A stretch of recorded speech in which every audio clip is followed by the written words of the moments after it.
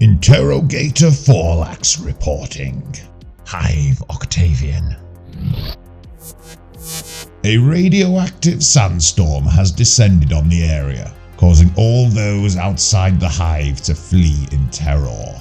At this point, the dark gods appear to have taken full advantage of the panic and confusion, with many heretical, Helot and corpse grinder cults emerging from the shadows to butcher, maim and bathe in the blood of the Underhive citizens.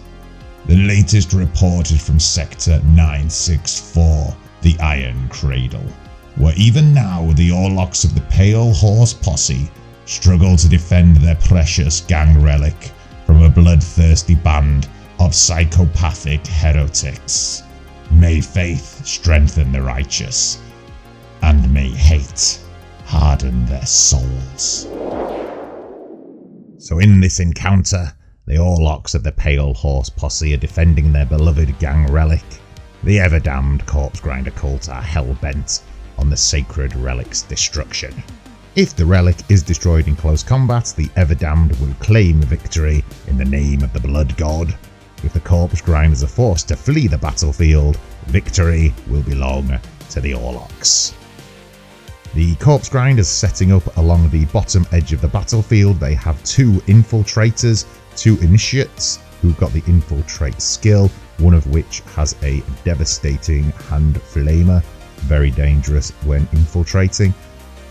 And straight away the ever-damned corpse grinder cults are playing the keen edge tactics card on VOMITORRUS, the foul warp creature, giving him an additional -1 armor penetration to all his attacks. The Pale Horse Posse are setting up across the northern table edge. They also have an infiltrator, the OUTLAND BEASTMASTER. They're going to infiltrate halfway down the battlefield as well.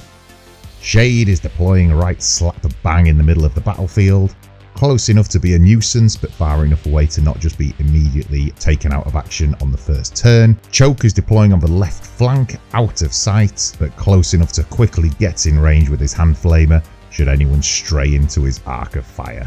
Carl the Wasteland Walker, heroically named after one of our spine-chillingly badass patrons, is setting up in the middle of the battlefield behind a closed door, just out of the vision arc of Shade so he cannot be seen, with his two pet Wasteland Millisaurs.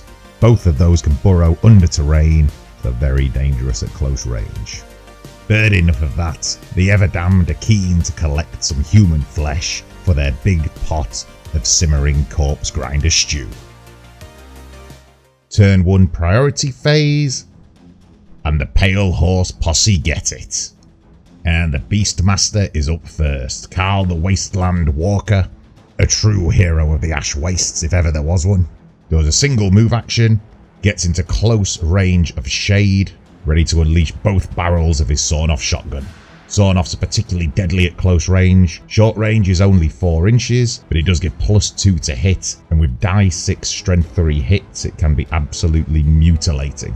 The S4 plus, +2 short range, so it's 2+ to hit. And has hit, not jammed.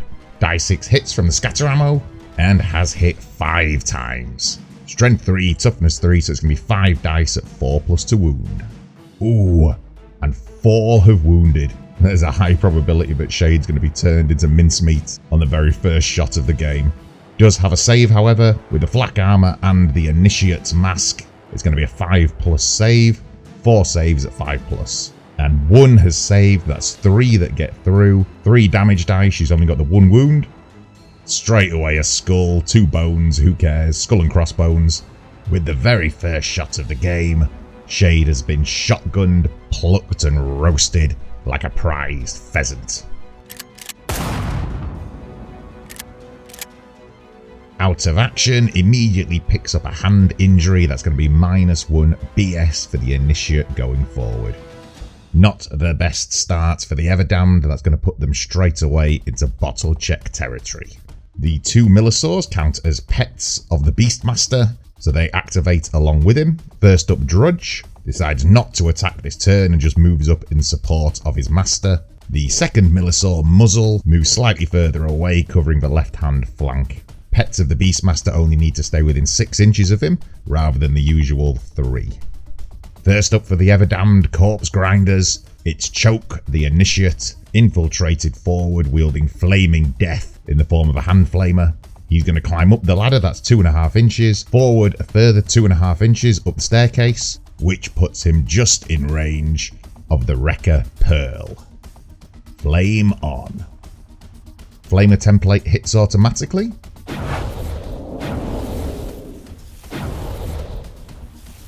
And it's a strength 3 hit versus toughness 3, so that's going to be 4+ to wound.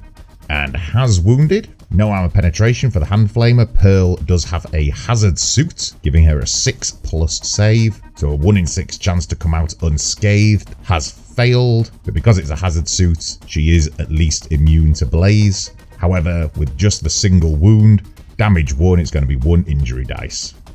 And straight away the Wrecker goes face down, serious injury. Both gangs kicking things off in the most brutal way imaginable. So within 2 turns, we've got 1 dead body and 1 seriously injured. That also puts the Orlocks into bottle check territory as well.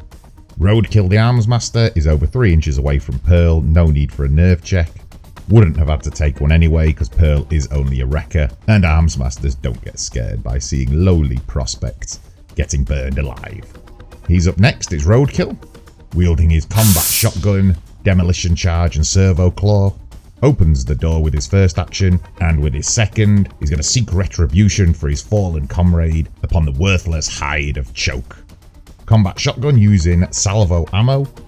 It is at long range, but with his shotgun savant skill, he can use the short range modifier at long range, so it's +1 to hit, 3+ BS, is soft cover, but it's still going to be 3+ to hit overall. And he has hit twice. 2 hits to the flank of the Initiate, that's strength 4, toughness 3, so it's going to be 3s to wound. Both have wounded, it's damage 2 with each shot, so he could do with saving one of these. It's flak armor, an Initiate mask, that's going to be 5+ to save, salvo ammo has no modifier, so 2 dice, 5+. And 1 has saved, pings off the Initiate's face. 1 does get through, however, damage 2, just the 1 wound, so it's going to be 2 injury dice. And serious injury again. Everything that's getting shot is getting brutalized. To add insult to injury and another shovel full of Grok's dung onto the pile, it's possible he might fall off the staircase as well. 4+ initiative, he's going to get +1 for the railing, so it's 3+ to succeed. And at least he succeeds in that.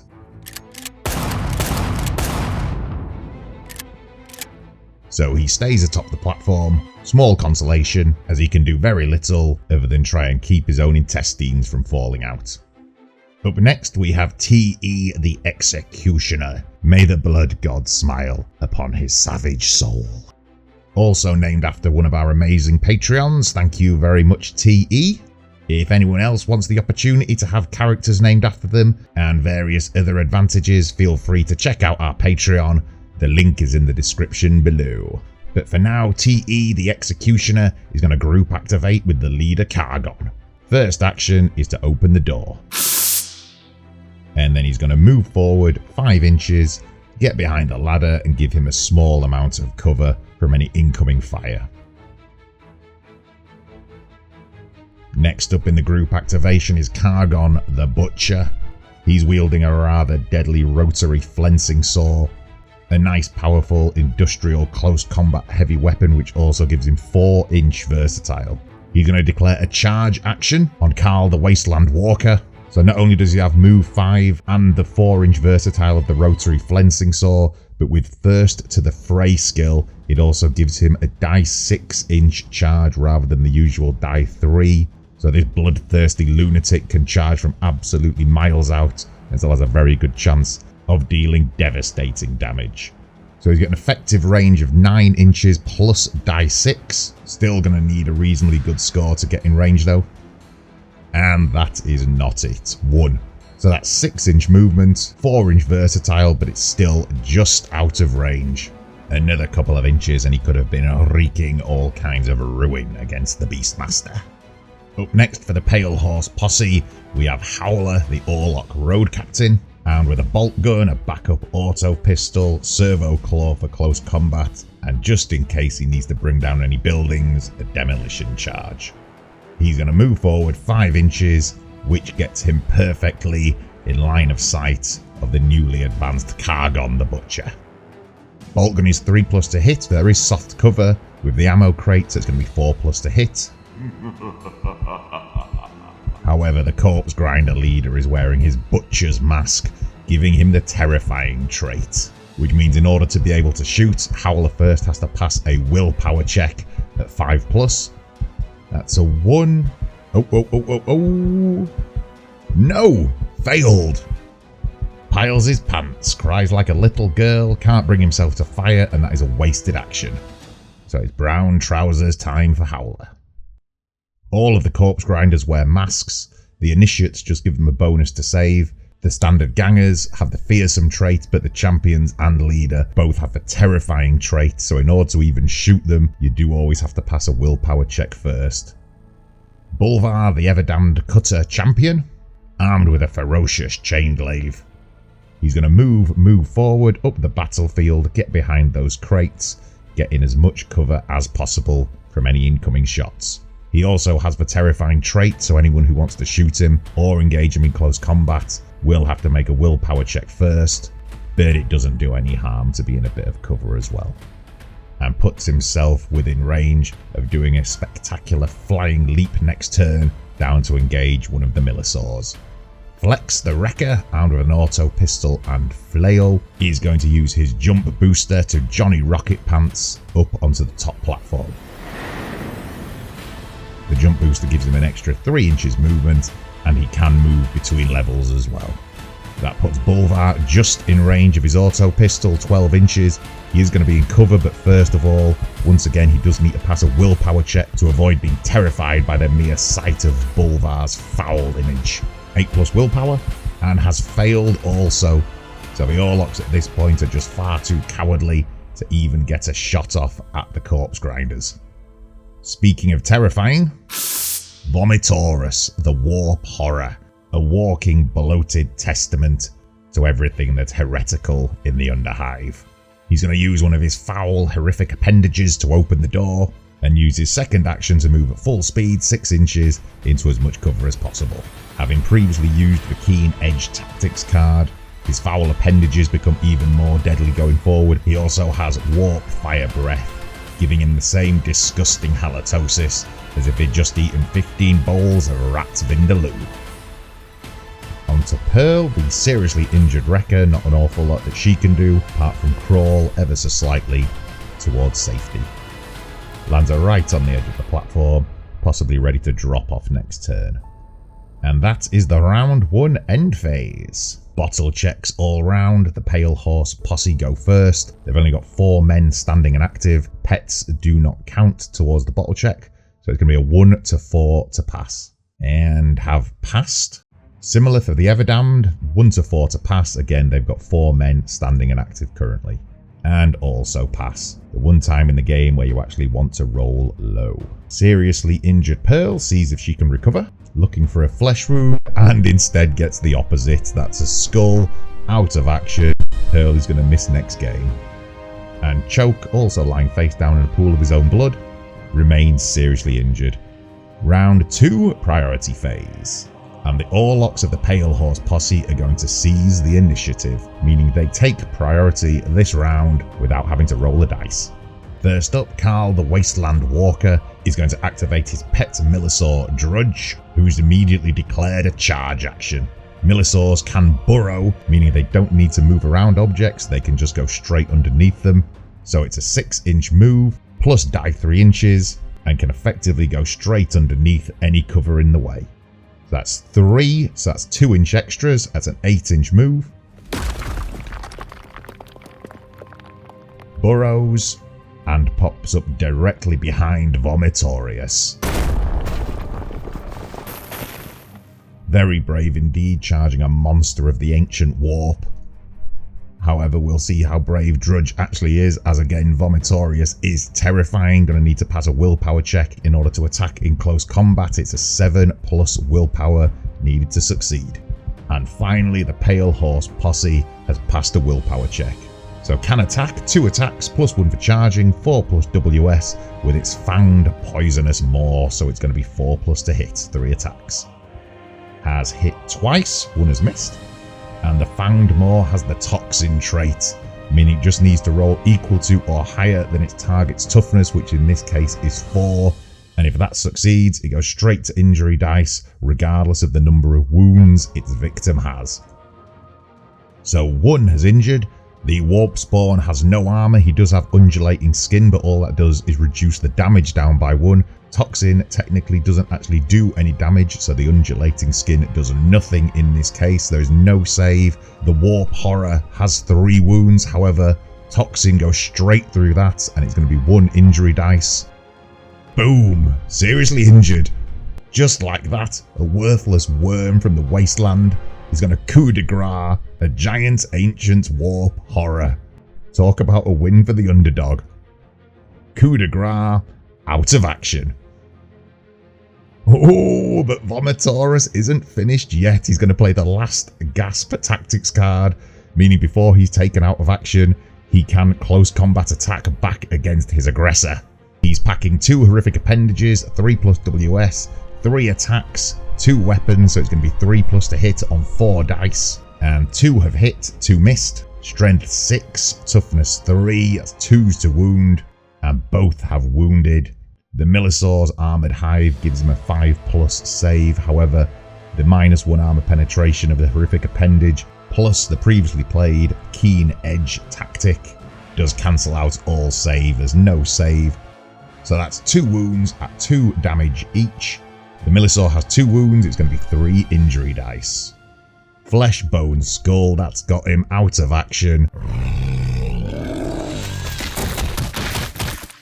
Millisaw kills Warp Spawn kills Millisaw.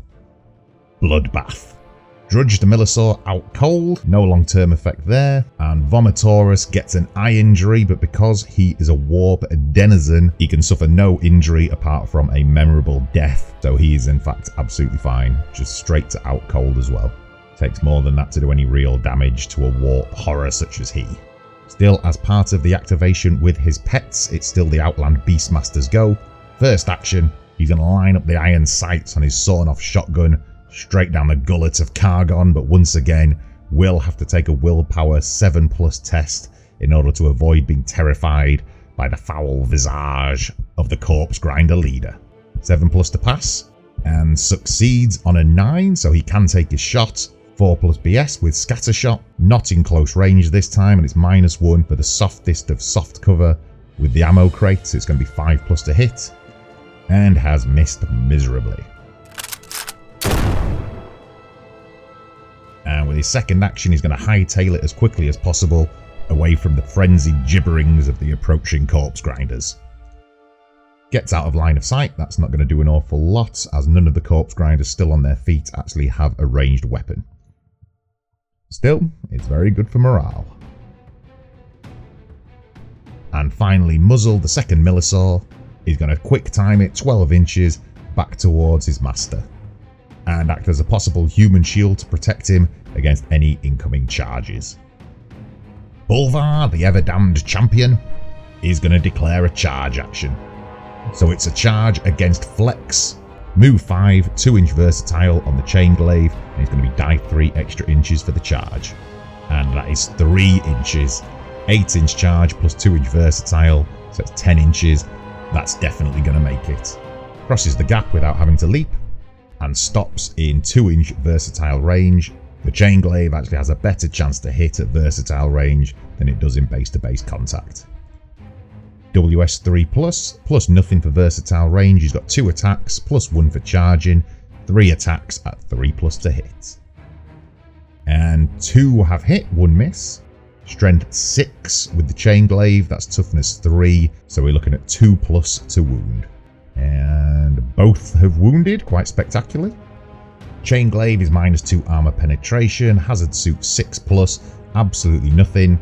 No save, 2 damage, 2 hits. The prospect only has 1 wound, it's going to be 4 injury dice.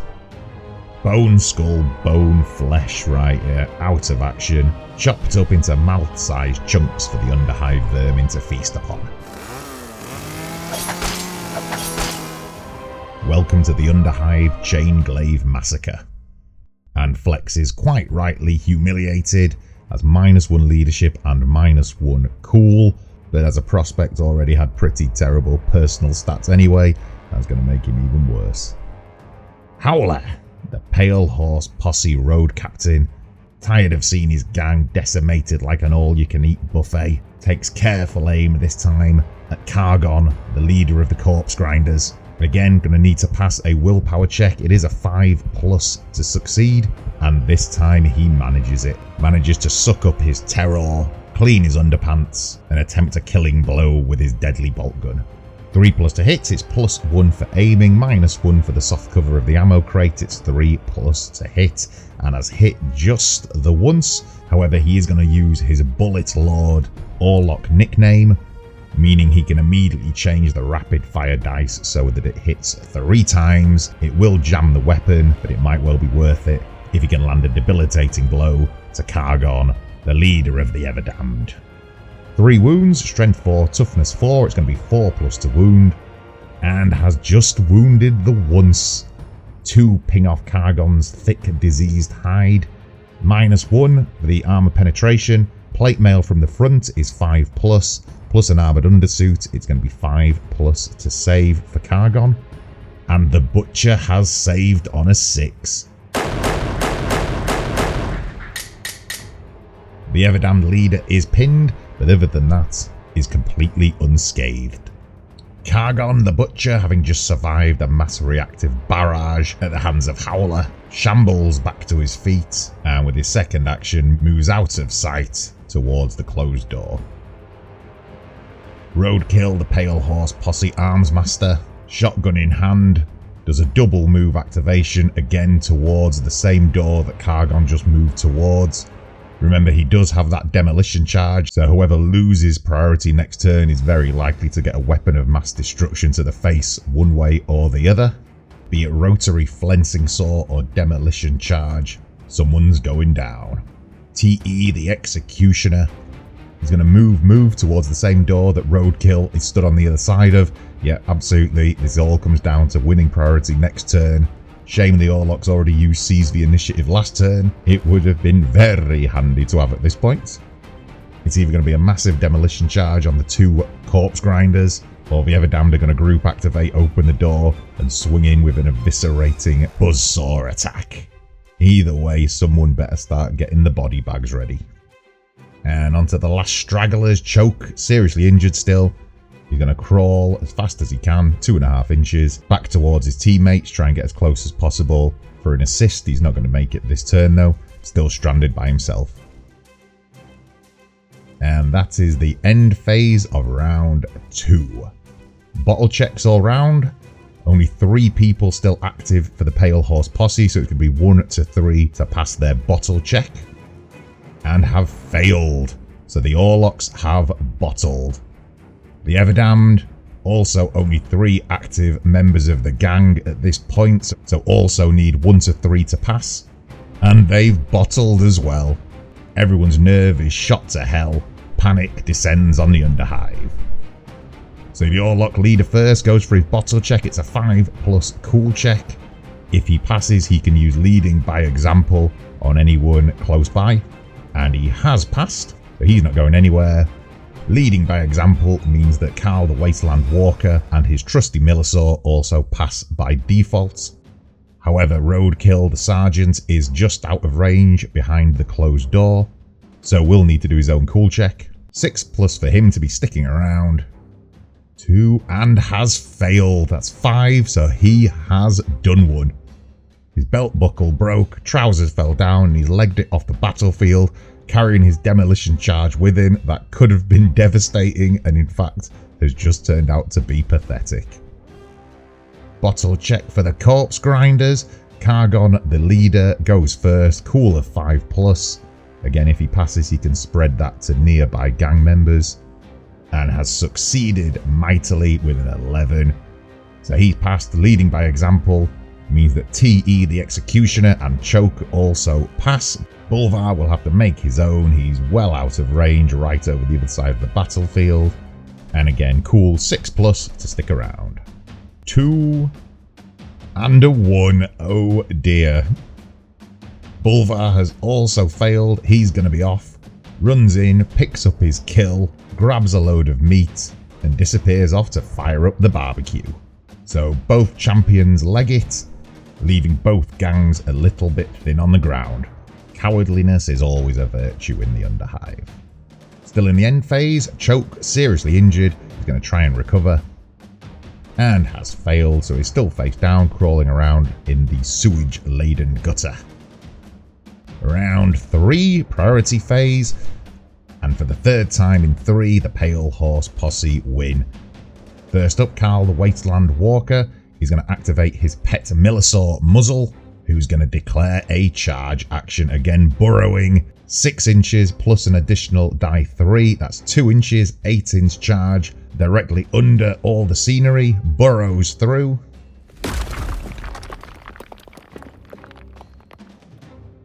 And emerges right in the pickle barrel, base to base contact with KHARGON, attempting to do to the corpse grinder leader what his brother did to the warp horror.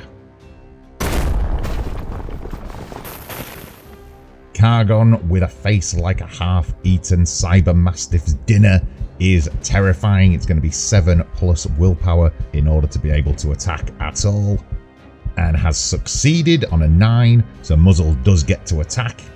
The deadly toxin dripping fanged maw, WS 4+, 2 attacks plus 1 for charging, is going to be 4+ to hit, 3 attacks, and has hit all 3 times. This doesn't look good. Toughness 4, so again 4+ in order to injure, and just the 1, 2 1s and a 5, just the 1 gets through. 4+ to save. If this fails, however, it will be straight to an injury dice. And he has succeeded. The venomous maw bounces off the armor plating. No damage. However, it did leave a scratch on the armor which KHARGON is not pleased about, and is going to make reaction attacks with his rotary flensing saw. WS is 2+, no modifiers, 2 attacks. It's going to be 2+ to hit. And both have hit quite easily. Strength 5. Toughness 3 for the Millisaur, that's 3+ to wound. 1 has wounded, 1 hasn't. Muzzle's Armoured Hive gives him a 5+ save, which is cancelled out by the -2 of the flensing saw, so there is no save. Damage 2, 2 wounds, so that's 1 injury dice. Serious injury, KHARGON cannot coup de grace because it was a reaction attack. However, the Millisaur is still face down, teeth punched out, and a giant gaping bloody buzzsaw wound to the sternum. The Wasteland Walker, Outland Beastmaster, is up next, and having just seen his trusty pet diced like burger meat, he decided to move as far away as possible away from the incoming corpse grinders, back towards the table edge to defend the relic with his dying breath. So remember, the corpse grinder mission is to try and take out the relic. They just need to attack it in close combat to succeed, so the Orlocks do need to keep them away from it at all costs. First in line for the corpse grinders, TE the Executioner opens the door. No longer faced with a demolition charge wielding champion, he instead moves through, takes position, ready to open the second door next turn if needed. Getting ready once again to next turn, group activate, open the door and spring the trap upon the hapless Pale Horse Posse. Howler the road captain has his own ideas about that and uses the rigged door tactics card instead. So as a free action, he gets to open any door on the battlefield. Not surprisingly, he decided to open the one right next to TE the Executioner. He is out of ammo on his bolt gun. He's got the auto pistol. He could charge with his servo claw, or he does have everyone's favourite holy hand grenade, 16 pounds of wrapped up Semtex, commonly known as the demolition charge. And he's going with the charge. Ideally, I'm sure he would have liked to wait to take out both TE and KHARGON in one fell swoop with the demolition charge. It's not going to happen though. evidently decided that killing one is better than killing none, so he's going to go full fury with the demolition charge straight into TE's face. It's 3+ to hit and has hit. Succeeds with a 4, strength 6, toughness 3, so that's 2+ to wound, and has wounded with a 3. AP is -3, 5+ on the plate mail. It's still going to be 0 save. Damage 3 against 1 wound. It's going to be 3 injury dice. So that's a flesh wound and 2 broken bones. Seriously injured. Survives the demolition charge, but heavily mutilated in the process.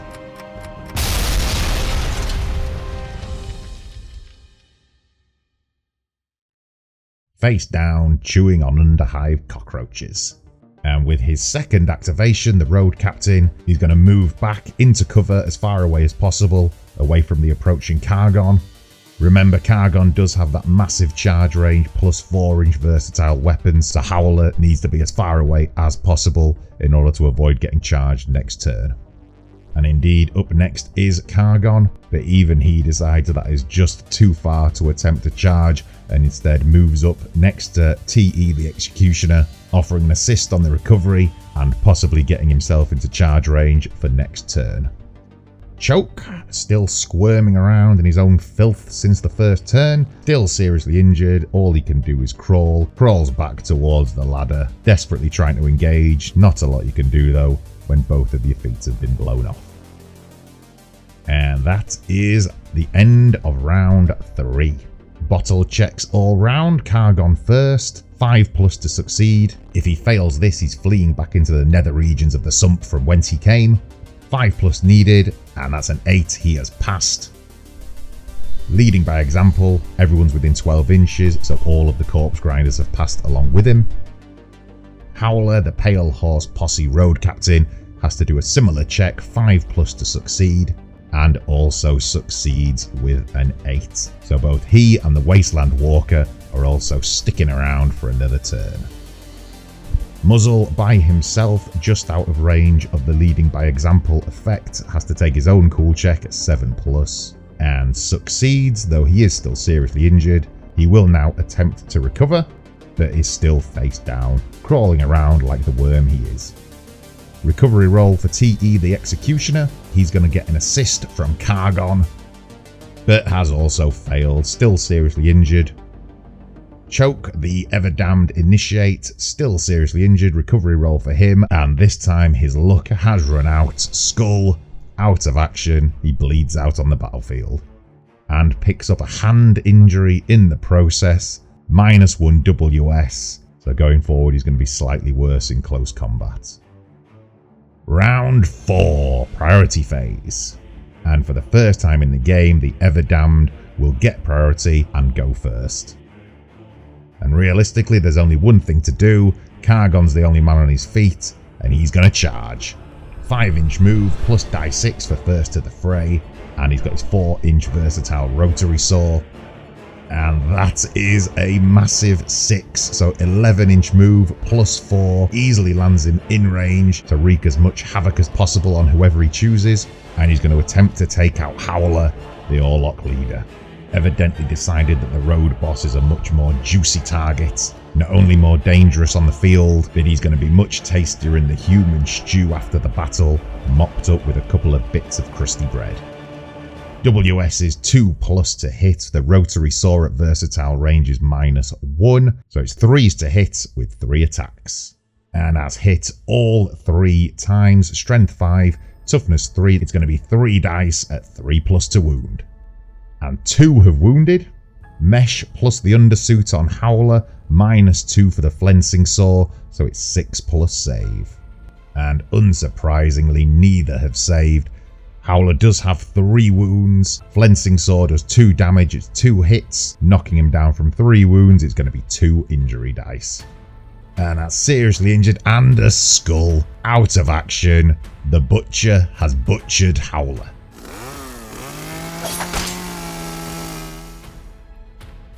Shredded, chopped, diced and decimated. HOWLER out of action. Out cold.